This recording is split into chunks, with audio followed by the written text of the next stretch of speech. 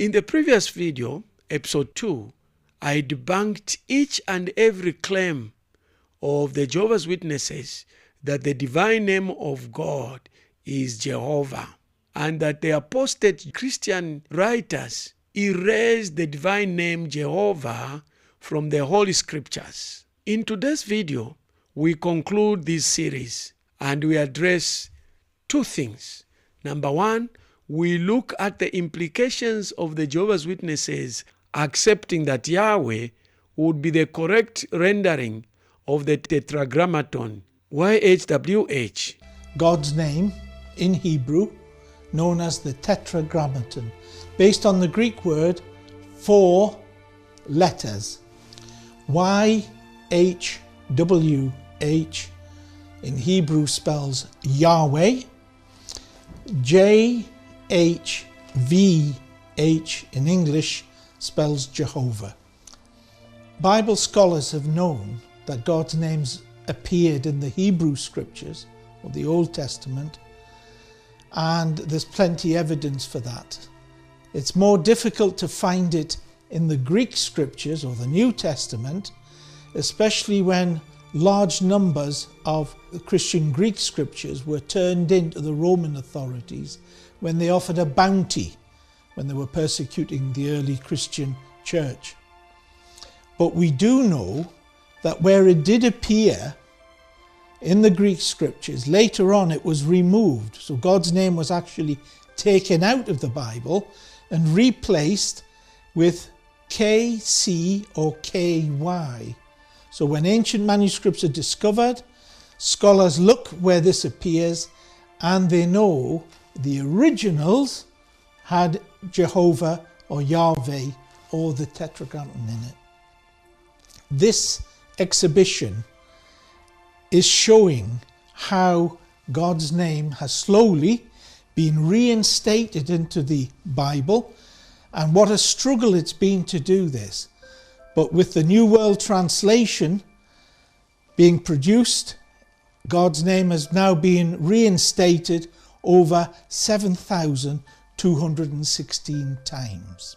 Number two, I show you exactly where, in somewhere buried in the Jehovah's Witnesses' own publication, a silent admission that actually Jehovah is not a correct divine name. And I give you from their own words why they've still retained the word Jehovah. So stay tuned. Let's dive in right away. So let's look at the theological house of cards for the Jehovah's Witnesses. Here are the implications. No matter how much Jehovah's Witnesses discover, have evidence that the word Jehovah is not supposed to be in the New Testament, that is, in the first place, it is a wrong rendering of the word Jehovah. But even if they acknowledge that this is true, they cannot abandon the name Jehovah without unrevering their entire identity. Here are the implications for the Jehovah's Witnesses accepting that Yahweh would be the correct rendering of the Tetragrammaton, YHWH. Number one, they will have to rename their organization to Yahweh's Witnesses. Now, that would be very difficult for them to do. It means changing their brand name. Now, they've treasured this name. They've branded this name. They've spoken ill of other Christian churches.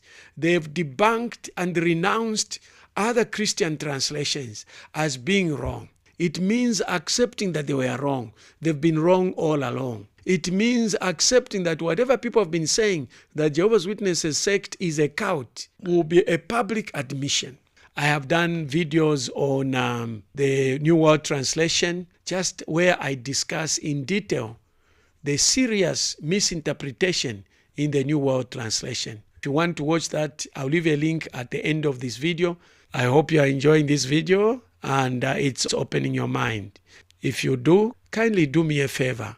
Like, subscribe, and smash the notice bell so that every time I upload a new video, you'll receive a notification. You will also be contributing to the growth of this channel so that more people can have access to this information.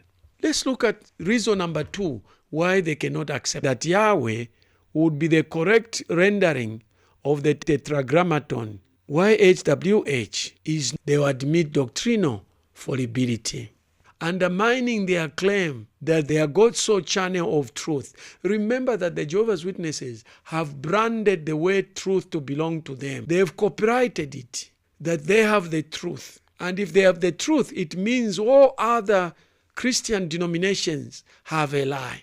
I discussed this issue seriously, the darkest Watchtower secret that has been hidden in plain sight. In the next series, I focus on that. The third implication would mean that they will have to revise millions of publications and decades of evangelism.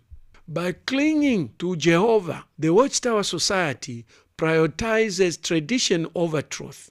They claim to be the truth, to have the truth, to be walking in the truth, only when it suits them.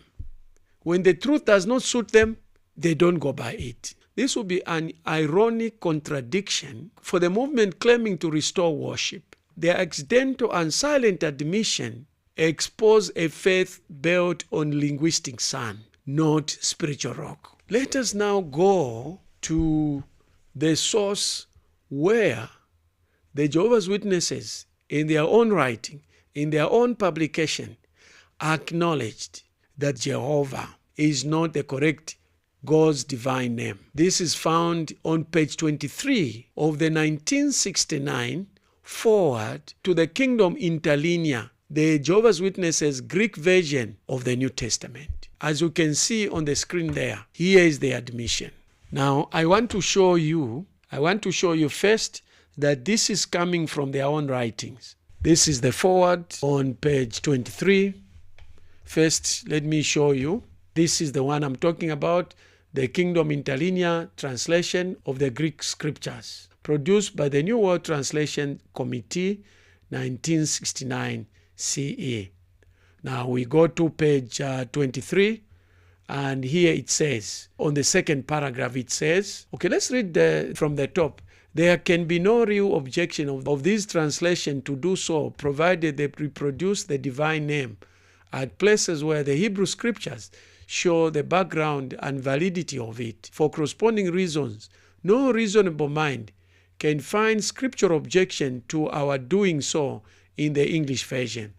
Rather, as our readers familiarize themselves with this version, they will rejoice over the added clearness it imparts to many scriptures not distinctly discerned before. Now here is the admission. While inclined to view the pronunciation Yahweh as the more correct way, underline that, as more correct way. Now, is there a more correct and a less correct?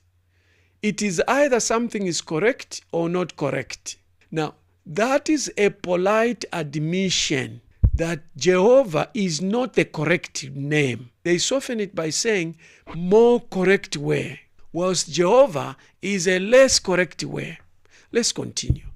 While inclined to view the pronunciation Yahweh as a more correct way, we have retained the form Jehovah because of people's familiarity with it since the 14th century. I am wondering whether we have the 14th century people around who would be concerned about it. And this also reminds me of King Saul admitting before Prophet Samuel, blaming people for what he did or disobeying God. We see that in 1 Samuel chapter 13, verse 11, when Saul is queried by Samuel, he said, Samuel, verse 11 said, and Samuel said, what have you done? Saul said, when I saw that people were scattered from me, and that you did not come within the days appointed, and that the Philistines gathered together at Michmash, then I said, the Philistines will now come down on me at Gilgal, and have not made the supplication to God. Therefore I felt compelled and offered a burnt offering. When we go to 1 Samuel 15, verse 21 to 22, we also see again Samuel blaming the people. But the people took of the spoil, sheep and oxen, the chief of the things which should have been utterly destroyed, to sacrifice unto the Lord thy God in Gilgal. For Samuel said that the Lord has great delight in burnt offerings and sacrifice, as in obeying the voice of the Lord. Behold, to obey is better than sacrifice, and to hearken than the fat of rams. So we see here, so on two accounts blames the people. First, he says, no, in chapter 15, I saw people living, therefore I had to do this. We have retained the form of Jehovah because of the people's familiarity with it since the 14th century. Moreover, it preserves equally with other forms the 4 letters of Tetragrammaton. They are acknowledging, but at the same time still insisting that it aligns, when actually it does not align. Let's also listen to this clip by Jeffrey Jackson, as he also admits, like the 1969 New World Translation Committee. Another reason often given by translators for not using God's name in the text of their translations is that they don't know the exact pronunciation of the original name. Some scholars feel that the original pronunciation was closer to Yahweh rather than Jehovah. Others feel that it may have been Jehovah. Just how important is the exact pronunciation of the original Hebrew name? Could we get sidetracked by trying to determine what that pronunciation was? Well, first of all, let's establish why we use the pronunciation Jehovah in English. Is it because it's the closest pronunciation to the original? No. We use the name Jehovah because it's widely recognized in English. Is this a reasonable position to take? Yes. That's what we do in other languages. Usually we don't try to say Jehovah's name exactly the same way in every language.